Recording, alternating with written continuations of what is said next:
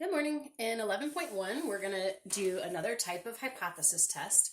This time, it's going to be proportions, but we're going to have two different proportions. So we're trying to make some prediction about how the proportions for two different populations compare to each other. So we can compare two populations by the difference in their proportions, P1 minus P2, where P1 is the population proportion for group 1, and P2 is the population proportion for group 2. So P1 minus P2 would be the difference in the population proportions.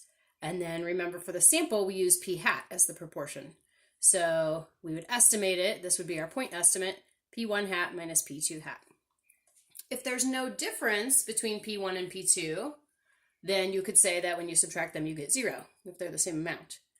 If we manipulate this equation, that tells you that P1 equals P2.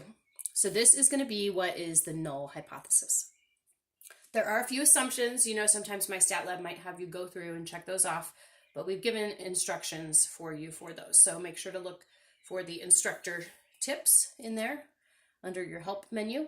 To do a difference between two proportions z-test, the samples must be independent, and n times p1 hat times q1 hat must be greater than or equal to 10, and n times p2 hat times q2 hat must be greater than or equal to 10. We will assume that these are true. So we have our same 5-step process we're going to go through. So since we have two proportions, we have a P1 and a P2 instead of just a P and a number. So there's no null value that's in our hypotheses. We just have P1 and P2.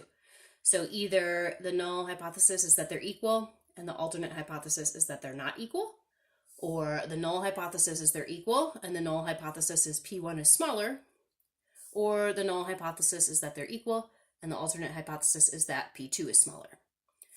That's our step 1. That's how our hypotheses will look in this type of question. Step 2, we find alpha. It's going to be given. Step 3, we need to find the test statistic. So now we're going to have a formula that's a little bit more complex here. Our formula for test statistic.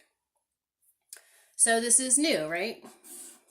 Step 1 is new also, but it's not that much of a stretch, not that different from what we've done. And again, we're still doing a test statistic in step 3, but it's a little more involved here. So there is another additional calculation we need to make.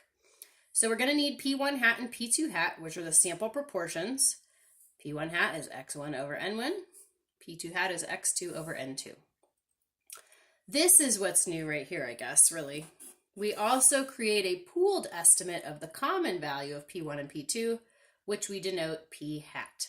So you have to be careful. There's a lot of P's floating around here, right? So you got to look to see, is it a hat or is it a regular? And does it have a subscript of 1 or 2, or does it have no subscript? So you'll have these formulas handy for yourself. You won't have to memorize them, of course. But P hat is x1 plus x2 divided by n1 plus n2. And then from this P hat, this pooled estimate, you need to find Q hat. And then that's everything you'll need for your test statistic formula. So Z, since we're doing proportions, this is Z. So again, we'll use inverse norm and normal CDF. Since we're working with Z's, we use the normal curve. P1 hat minus P2 hat is on the top, divided by square root P hat times Q hat times 1 over n1 plus 1 over n2. Make sure that's two separate fractions. Don't just add up your n's and do 1 divided by that total. That's not the same. Step 4 is going to look pretty similar. Okay, so step 4 is going to be the same as what we did when we did our 1 proportion z-test. I think that was the first type of hypothesis test we did in 10.2. So critical value method, we'll use inverse norm, we'll draw our picture with rejection regions and add our test statistic, and then if our test statistic falls in the rejection region, we get to reject. If it doesn't, then we don't get to reject. For our p-value method, we will draw the area in the tail based on the test statistic, and we'll find how much area that is using normal CDF. Then we'll compare our p-value and alpha.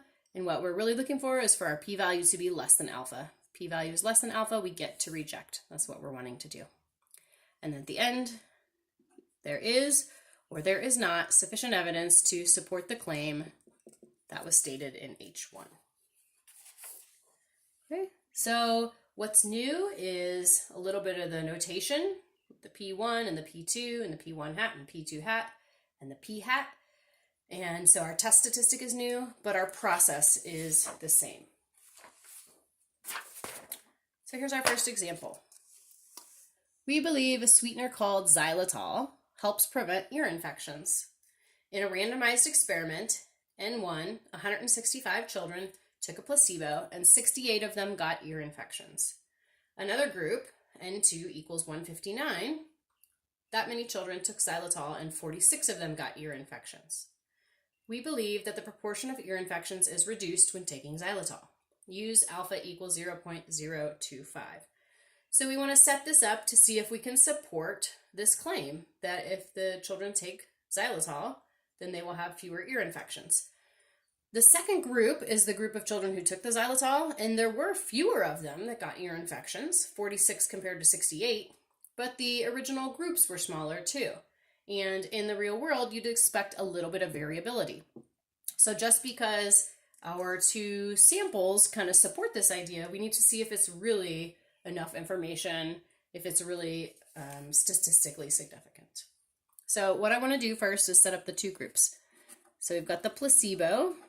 You might remember from chapter 1 that that's just kind of like a sugar pill or something that doesn't really have medication in it. So the placebo group, N1 was 165. And the 68 that got the ear infections, remember that's a certain number in a category. That's not the P hat, that's the X. Okay, that's how many were in a certain category. With xylitol, our second group, we had 159, and our X2 is 46. So from there, we need P hats for each group. P1 hat and P2 hat. So P hat is X over N. So the same thing applies when you have your subscripts.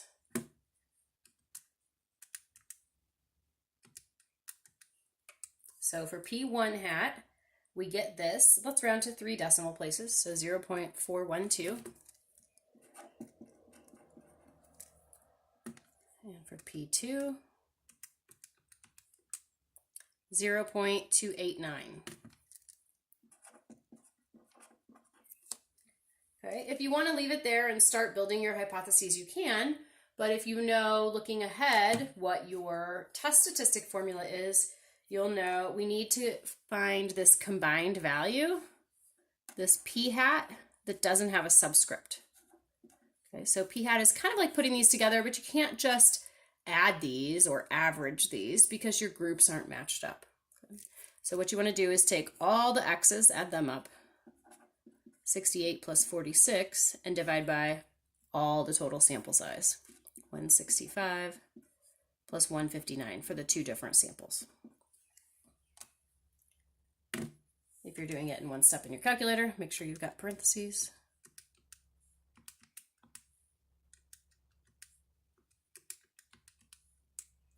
And we get 0.352.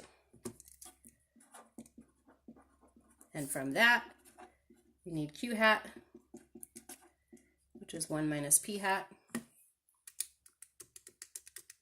So that will be 0.648.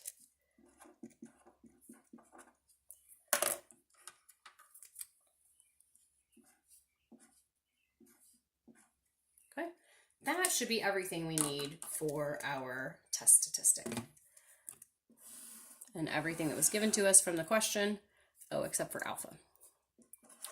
So our null hypothesis is going to be that the 2 proportions are just the same. Okay, I don't have a hat on there because I'm not talking about the sample. I'm talking about the whole population now. So I'm talking about all children who take xylitol and all children who don't take xylitol. Here I have to be a little careful to get the inequality in the right direction. Okay, we believe that the proportion of ear infections is reduced when taking xylitol. So they think the proportion with xylitol will be smaller. So xylitol was the second group. So they think the P2 is smaller. Okay, so that's the hypothesis we're testing. That's our claim in H1. And so this is going to be a right-tailed test.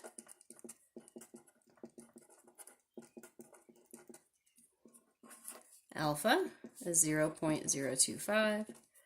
And here's my test statistic formula. Okay, so you can either flip back a page or remember, we've got our summary pages.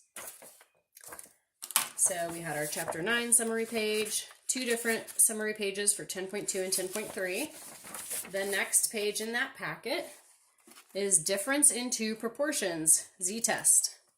So this is our 11.1. And so here's the reminder of our formula.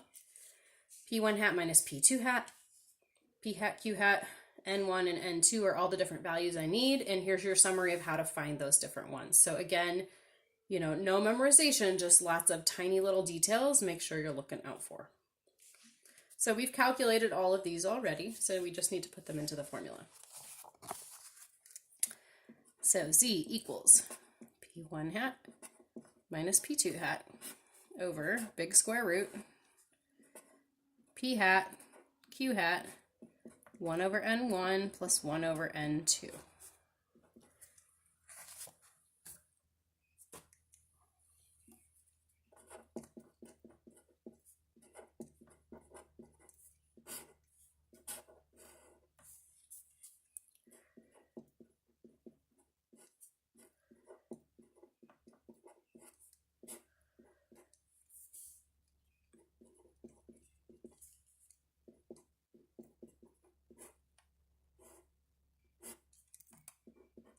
Okay, and we round our test statistic to 2 decimal places. Be sure to put that numerator in parentheses. The denominator, you don't really need an additional parentheses here because the square root sign kind of acts like a grouping symbol. You do need these parentheses to be accurate.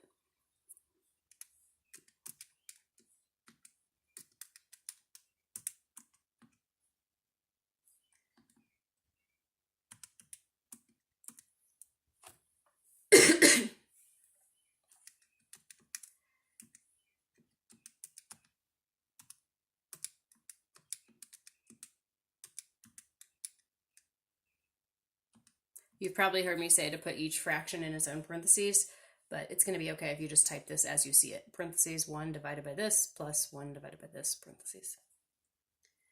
Okay, and rounding to 2 decimal places will give us 2.32. So that is our test statistic.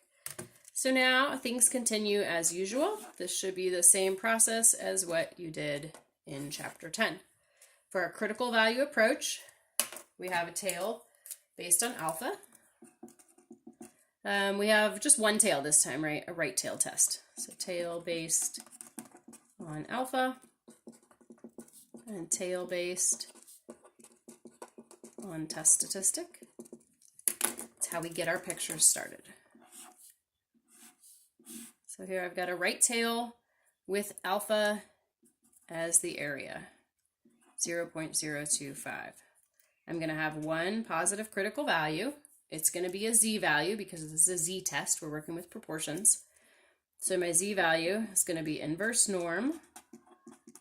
And for inverse norm, the only thing you really need to enter is the area in the tail. But I need to make positive, right? Because I can see this as a positive critical value.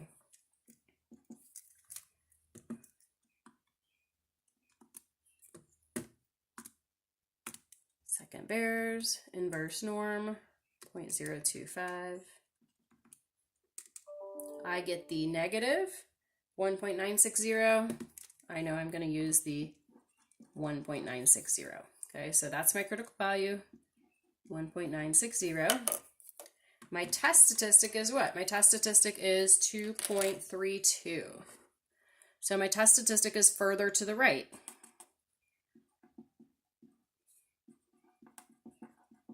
So my test statistic falls in the rejection region, so I get to reject H sub 0. That's good. That's usually what we are trying to do as the researcher. We're trying to reject the status quo in favor of supporting our claim. So our p-value approach should give us the same thing. Okay. So we still have a right tail. This time we draw the tail based on the test statistic. So from 2.32, we want to find the area. The area is the p-value. So we can use, since we're still in Z, normal CDF from 2.32 to 1,000, 0 and 1 as my mean and standard deviation.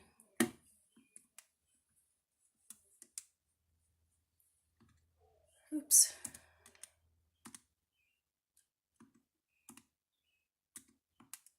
Normal CDF, 2.32 is my lower bound. We can use 1,000 as the upper bound. And we get a p-value of 0.0102. So if you want to complete your picture, that's the area, which we draw above the curve. Your critical values or your test statistic values you put on the bottom axis. And our alpha was 0.025, and this is 0.010. So our p-value is less than alpha, which means we get to reject h sub 0.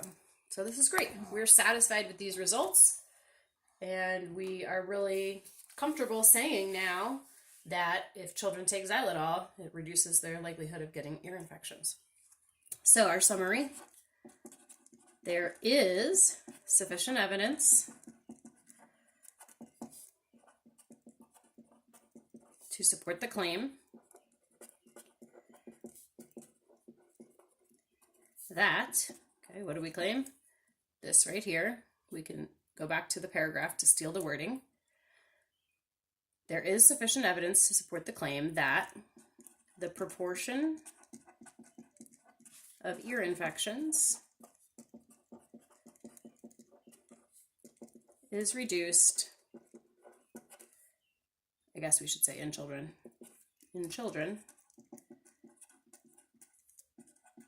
when taking xylitol.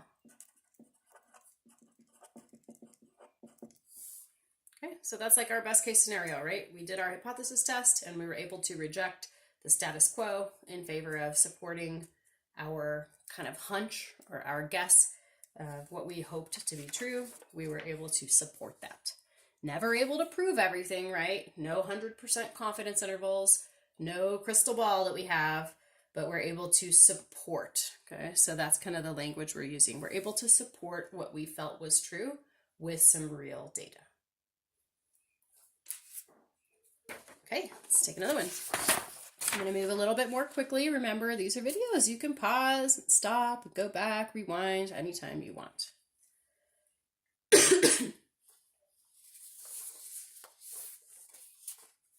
Actually, page 4 is another one of those that we skip in class to work together on our practice day. So I'll show you that one when we do our 11.5 notes.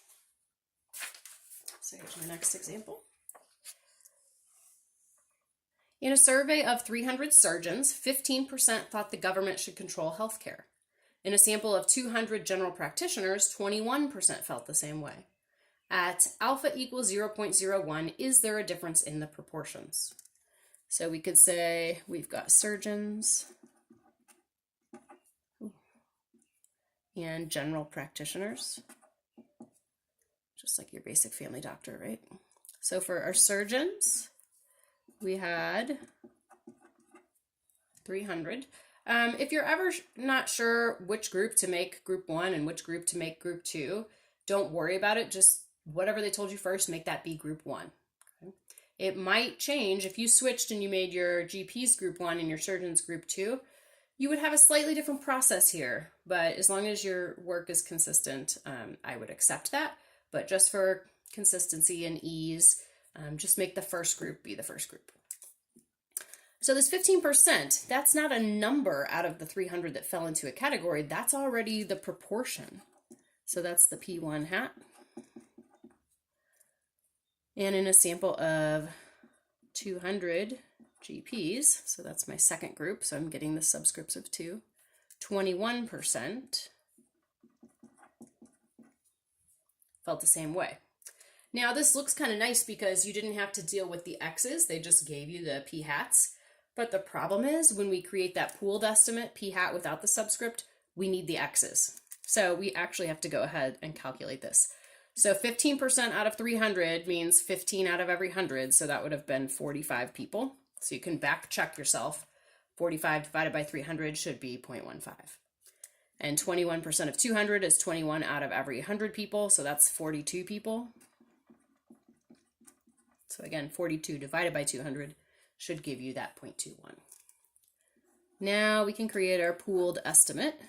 P hat, no subscript. Add the x's.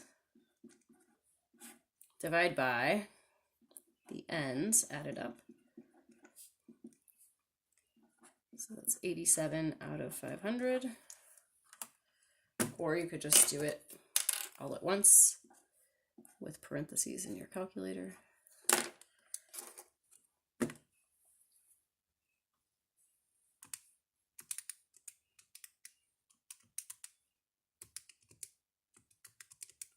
And we'll round to 3 places. We get 0.174. Oh, we didn't even have to round. Q hat, which we also need for our test statistic, is 1 minus P hat.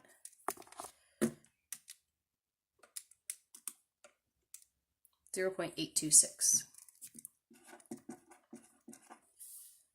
And of course alpha. My null hypothesis, if I have 2 proportions, is just going to be that they're equal. My alternate hypothesis is what I'm testing here. Okay, do we have a researcher who thought something? Not really. It was a pretty short and sweet little statement. They said at alpha equals 0.01, is there a difference in the proportions? So we're trying to see, can we support the idea that P1 and P2 are different? So now that's our claim. And we have a two-tailed test. Alpha is 0.01. And my test statistic formula. Again, with these complex formulas, I just find it useful to write it out with the variables first and have it on my paper instead of looking at another paper and maybe putting a number in wrong.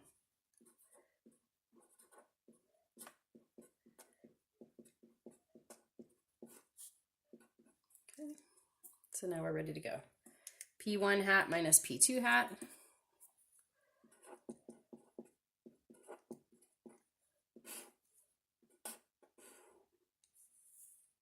P hat times Q hat.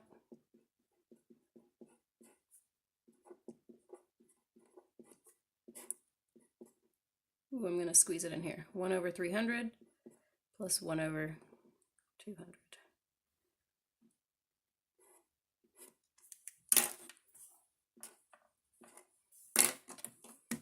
Okay, and our test statistic will round to 2 places.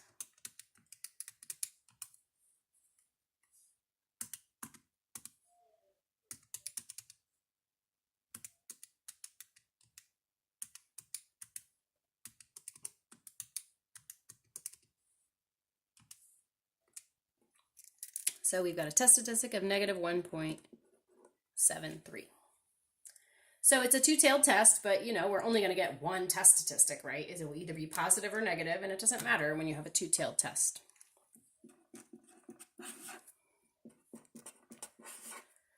Critical value, tail, based on alpha. This time we have a two-tailed test.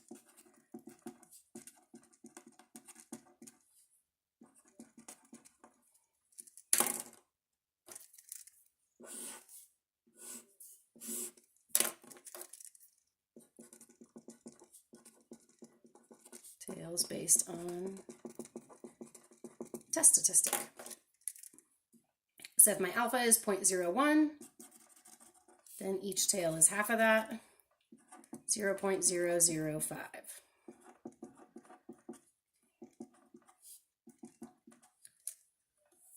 Two critical values, z-test, so inverse norm.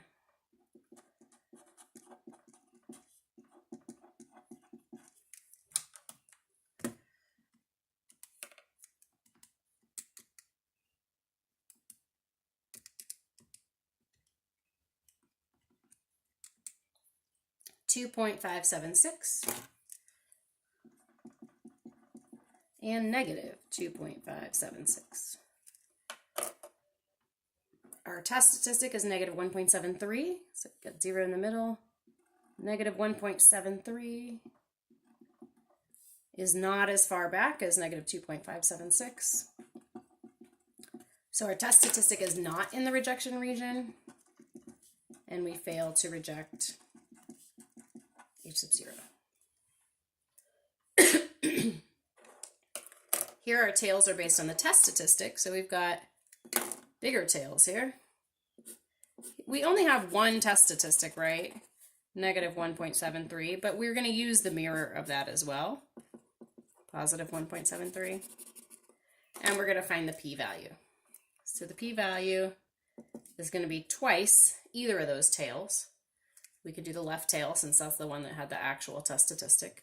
So it's going to be normal CDF, negative 1,000 to negative 1.73, 0 and 1.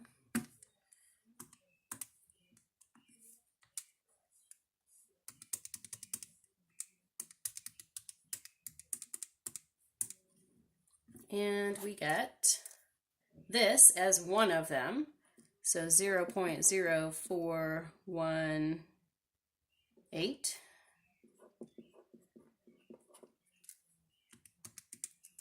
So our p-value is 0.0836, and that is way larger than alpha.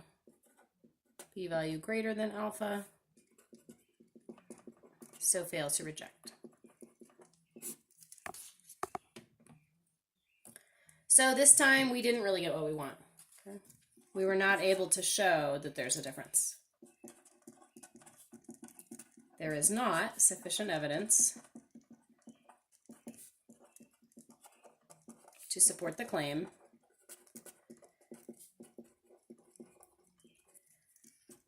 that surgeons and GPs feel differently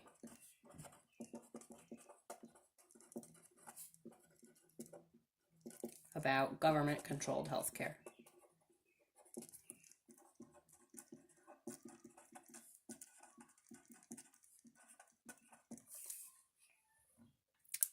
Okay, I'm going to stop the video here. We'll have one other example in a separate video for 11.1 where we do a confidence interval.